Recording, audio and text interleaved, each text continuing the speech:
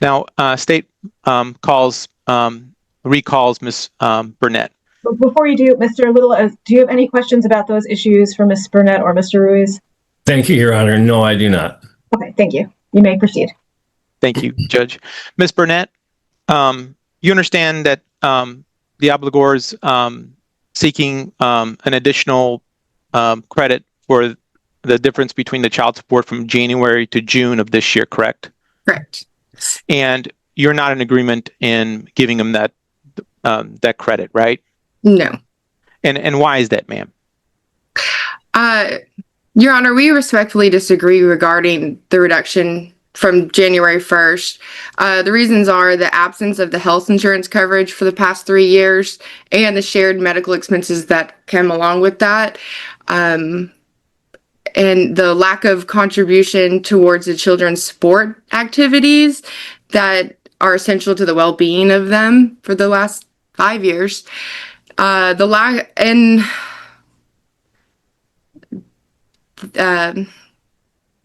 me ask. Associated with him not picking them up. Ma'am, I'm going to stop you. No one's objected, but at this point, I think you're beyond answering the question, or it was a very broad question. So, Mr. Damajan, if you can continue and maybe streamline a little. Thank you. Yes, ma'am. So, Ms. Burnett, I'm going to ask you direct questions, and just answer the question. You'll get a chance to speak at the end. In the prior order, who was ordered to carry health and dental? He was Mario. Okay. And when did that stop? September of 2021, when he lost his job. Okay. So is your testimony that you've been carrying the health and dental for the kids this long? Correct. Okay. And is this one of the reasons why you don't want to give them credit from the January to June? Correct. Okay. What other expenses have you incurred? I respectfully object to more testimony along these lines. I don't read 156-401 as having equitable exemptions. It simply states that a child support order is to relate back to the date that he was served with the modification. So I just object on relevance grounds. Mr. Damajan? Judge, equitable grounds is something that's always important in trial. So I believe it is relevant.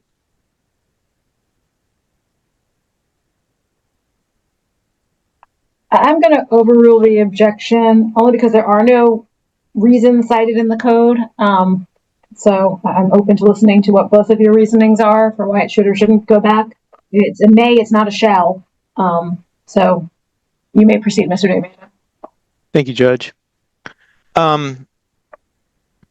Burnett, is there other expenses that you've incurred besides the medical and dental? Well, he hasn't picked him up according to the court order for his visitations since August of 2021. So I do have them on his weekends and his time. So I feel like those expenses goes toward the cost that occurs there. Also, she has cheerleading and baseball, and he doesn't pay any of that. So now, I think it's fair. Now, how long? Are you saying that you've covered the health and dental since 2021? Mm-hmm. Correct. Okay.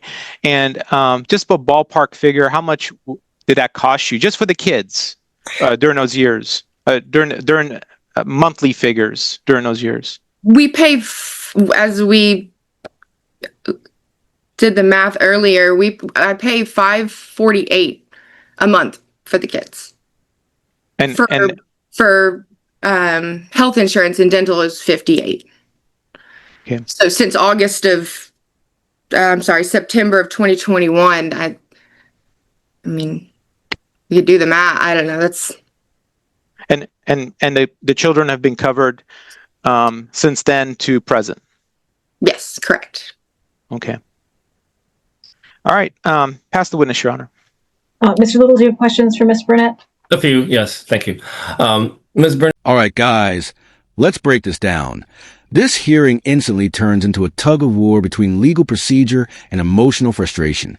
Burnett comes in swinging with years of unpaid medical coverage, sports costs, and missed visitations, clearly trying to paint a bigger picture than just numbers on paper. Meanwhile, the judge keeps tightening the lane, forcing everyone back to direct answers and actual relevance. My client's been making efforts to see his children, correct? Absolutely not. Oh, so No. you're saying that he hasn't tried to communicate with you? He wanted them, and I gave them the schedule. We had cheerleading competitions in rehearsal, and I gave him the schedule, and he decided not to because he can't drive right now. So he'd have to have his mother, who just had open heart surgery. Objection narrative. Okay, Well, Is the question. no, he has not. That's the answer to that. thank you.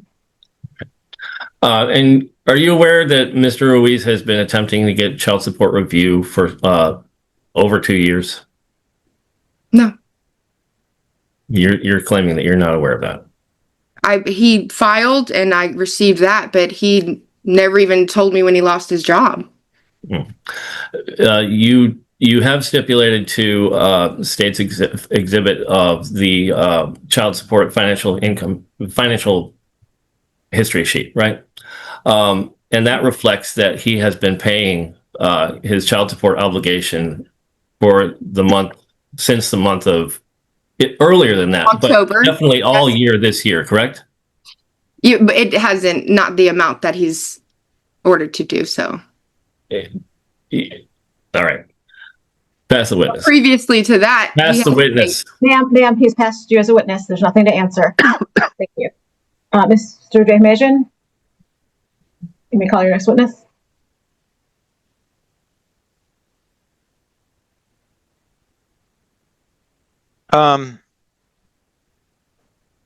Judge, I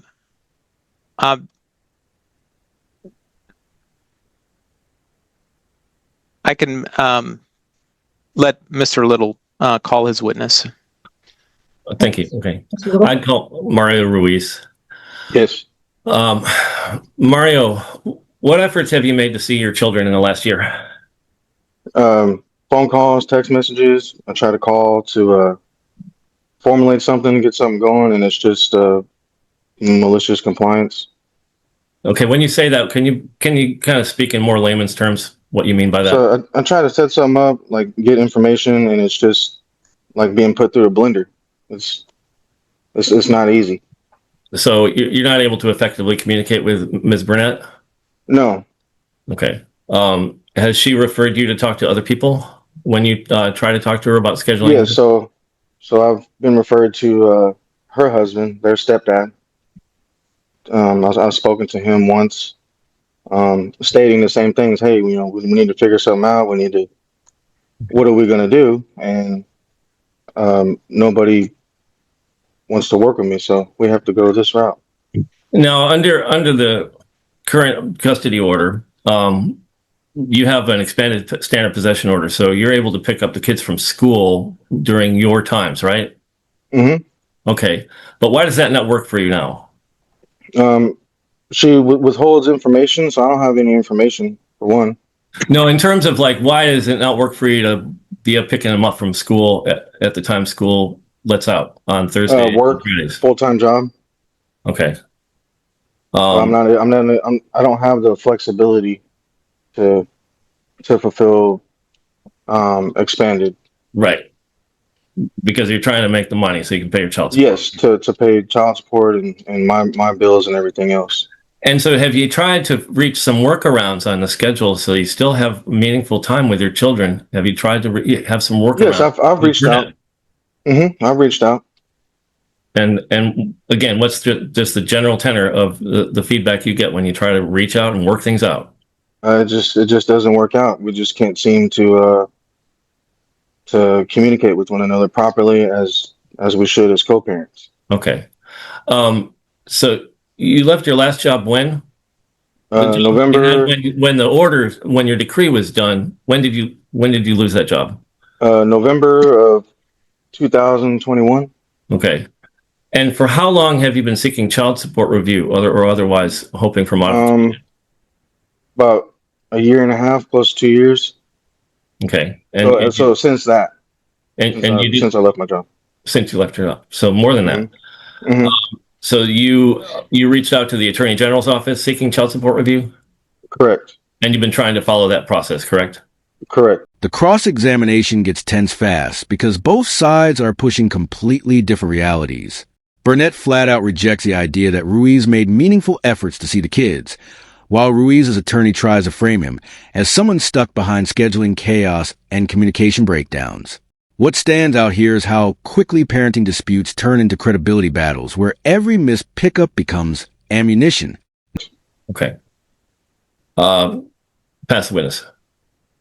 Mr. Van Majon, do you have any questions for Mr. Ruiz?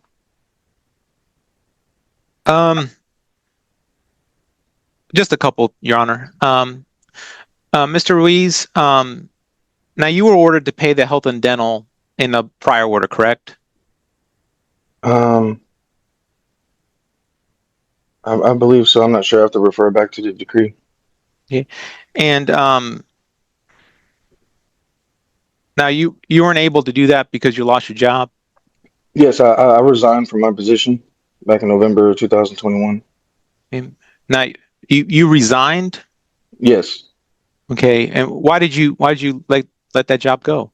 It was just an unfit place to work at. I had many problems working in that place.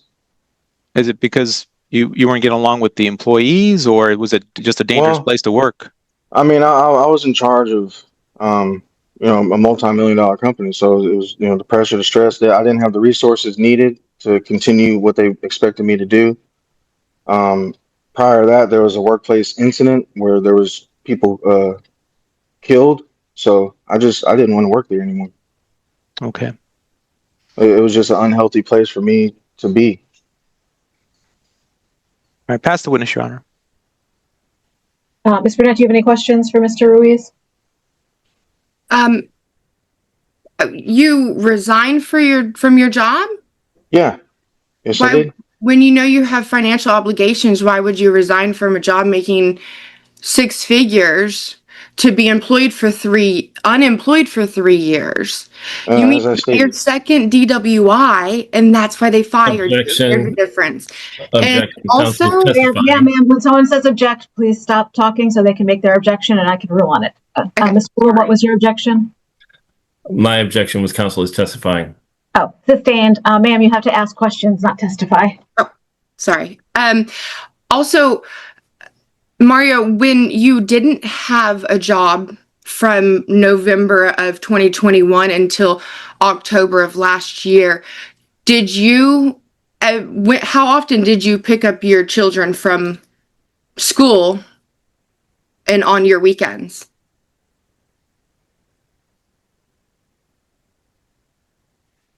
Well, it was often because of our communication and my work situations. I'm sorry, that wasn't the answer. I mean, that wasn't the you didn't answer the questions. How many times? Literally, I could count on my hands. But how many times you said that you didn't pick up the children because of your work schedule, but you didn't work for 3 years. So I'm just asking, how many times did you pick up your children according to the court orders during those times that you were unemployed? I did work. I did not have work for 3 years. Then why didn't you pay child support in that time? Why didn't you? I didn't have a sustainable job during those times. So you didn't report your wages to the attorney? No, they were garnished. Oh, okay. I don't see that on the record, paperwork, but okay.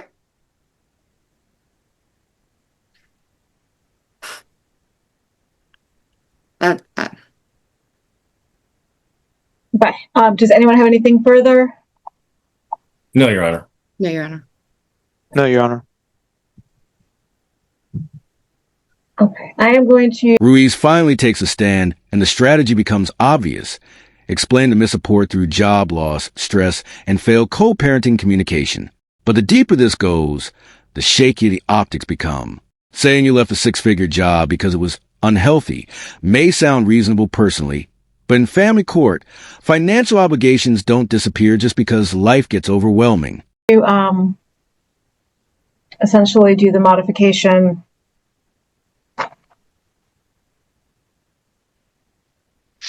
as of the March date. You were all here. So I'm going to divide the requested amount of four and change. The 4860 divided by 2, which would give him credit of $2,430 plus the $26,928 credit would be a total of $29,358 credit. And if my math is correct, subtracting that from the 97,891.02 would leave 68,533.02 as the judgment as of yesterday. I'm going to approve all the other agreements. That includes modifying the child support, and I'm ordering Mr. Ruiz to pay to Ms. Burnett current child support of $674 per month beginning July 1st, 2025. I'm assuming you're all agreeing to a step down when there's one child before the court. So I'm going to approve a step down, the statutory step down. And I'm assuming this was guidelines, so that will be an easy number to calculate. Correct, Mr. 539. Okay. 539, Your Honor. Okay, thank you. I'm approving and ordering that Ms. Burnett provide medical and dental insurance. Was that through her employment or another source? It was another source, Your Honor. Her husband's employer, another source. So I'm ordering that she provide insurance through another source. And ordering that Mr. Ruiz pay to Ms. Burnett cash medical support of $329 per month beginning July 1st, 2025.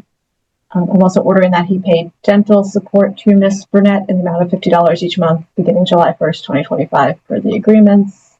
Judge, you did say $325 a month for medical, right? $325. I thought you had said $329. This is what's hard when you want to read stuff out and don't give me like documents. Yeah, it's $325, Your Honor. Okay. That's at the 9%. I'm sorry. Yeah, and when you read like that too, I don't have time to recalculate, so I'm just going off what I hear. Okay, so for the agreement, I'm ordering $325 per month beginning July 1st, 2025. I think that covers all of your agreements. This was not an agreement, but I'm going to throw this out there. If you're all in agreement with this, I'm willing to do a trial amendment and order this. If I heard everything correctly today, there's issues with him visiting, possibly because the start times, because he works a full-time job, and I understand it is very hard to pick up in the middle of the day from school.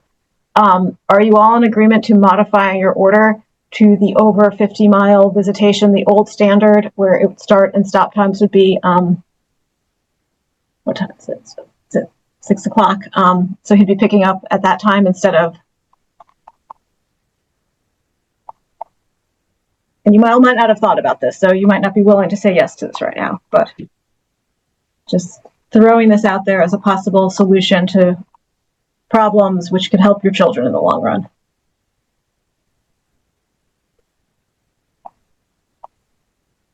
Mario, you can feel free to, if you feel comfortable, it's okay. If you don't feel comfortable at this Yeah, time. I'm not forcing this on anyone. This section completely shifts momentum. Burnett's attorney starts pressing Ruiz hard about resigning while owing child support, and suddenly the courtroom energy changes from sympathetic to confrontational. Then comes a DWI comment, and the judge immediately shuts it down. That moment matters because it shows exactly how quickly emotional arguments can backfire when they drift from evidence into personal attacks. I can't force it on anyone. Yeah, I mean that I don't know. I mean, I would much rather, speak to Chelsea about that and have all this figured out. But if if it continues to go the way it is, like communication wise, then we'll have to Well, come back. what's under discussion is 6 p.m. Pickups and drop-offs at our residence. Yeah. So instead of going to Monday morning, which depending upon where you live can be very difficult to get kids to school on time, you'd be dropping off at 6 o'clock on Sunday. You'd be picking up at 6 o'clock on Friday. And so it would help with the work schedule. 6 o'clock. I mean, yeah, that'll work. And then you wouldn't have to negotiate with each other pick-up and drop-off times, hopefully. Yeah, because I'm here in Galveston. She's in Santa Fe, and my work hours are 8 to 5, 8 to 5:30. Mm-hmm. Yeah, so dropping a child off in school in Santa Fe and then getting back to Galveston at 8 in the morning is really not feasible. Maybe, but yeah, I mean it's doable, but it's just really hard for me to do right now. It's the summer. It's been a month into summer and he hasn't attempted to see the kids. Okay, ma'am, I'm not having this as a debate. I was throwing this out there as a solution because realistically, at some point, someone's going to file something. I'm going to file for custody modification. I'm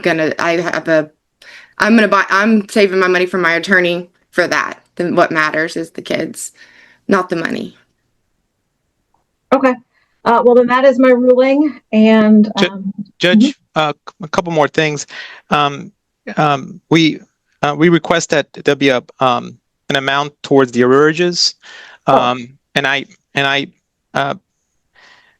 think $400 a month would be good there because that way we stay above the interest, and that could start July 1st as well. I don't think I've heard testimony on this issue. Would anyone else like to speak on this matter?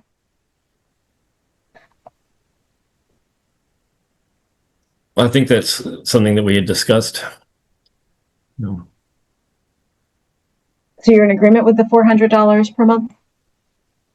That's what we had discussed in separate meetings with with Gary. So I think we are in agreement with that. I know Ms. Burnett is in agreement as well, Your Honor, on that amount. So. Okay, Ms. Burnett, you are in agreement? You have to answer yes or no. I'm sorry. Yes. Thank you. My voice cracked. And you, Judge, and the only other thing would be the court cost as per the family code. It's got to be assessed against Mr. Little's client, and we can do as billed, and we can kick that out June 18 of 2026. Does anyone have anything they want to say on that matter? I think that's reasonable, Your Honor. Okay. And ma'am, anything you want to say on that matter? No, ma'am. I'm going to add to my ruling that I'm ordering that Mr. Ruiz pay the arrears back at a rate of $400 per month beginning July 1st, 2025 with step-ups as the child support goes down. And so it would be the amount of the difference in the amounts paying towards child support added to that arrears. What's it?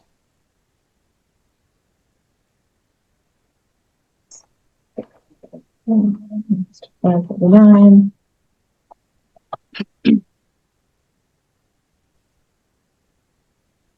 So it's a difference of $135. So it would be $535 with the first step up, and then